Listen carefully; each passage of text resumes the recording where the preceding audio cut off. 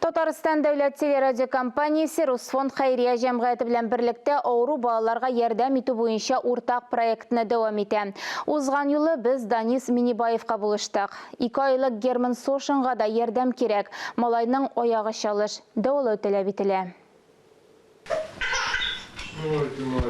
Табиб Германның уң аягын турайтуга дәвалау курсын билгели. Баланың тумыштан аягы чалыш. Бу хакта әти-әнисе Герман туганчы ук белгән.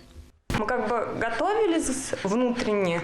Без баланың авыру булып туачагын алдан белдек. Берникадәр шок хәлендә идек. Үзебезчә моңа әзерләндек. Тыныч кабул итәргә тырыштык. Дәвалау мөмкинлеге була дип ышандырдылар. Әлегә чалыш аяк сабыйга үзен сиздермәсә дә, көнгә берничә тапкыр массаж ясыйлар. У него всегда ножка получается к себе. Яткан чагында чалыш аягы икенче аягына кымачаулый. Бу балага уңайсызлык тудыра. Массаж ясагач аягы йомшара, аңа җиңелрәк була. Авыру катлаулы стадияда булса да, дәваларга мөмкин диләр табиблар. 2 ай дәвамында Германның аягына берничә тапкыр гипс салырга җыеналар. Шуннан соң махсус аяк киеме бреслар кидерәләр. Моны бала аякка басып йөри башлаганчы эшләргә кирәк.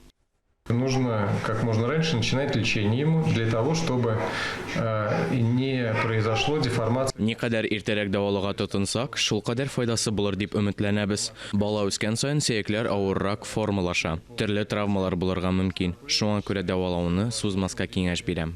Германның аягын дәвалау 124 мең сумга төшә. Гаиләнең мөмкинлеге юк. Без балага бергәләп ярдәм итә алабыз. Моның өчен 5542 номерына дети сүзен язып, SMS хәбәр җибәрергә мөмкин. Бер хәбәрнең бәясе 75 сум. Күбрәк өлеш кертергә теләүчеләргә тулырак мәгълүмат безнең телерадиокомпания һәм Русфонд сайтларында. Алия Галиуллина, Ралина Абрамова, Тахир Хасанов, Татарстан яңалыклары.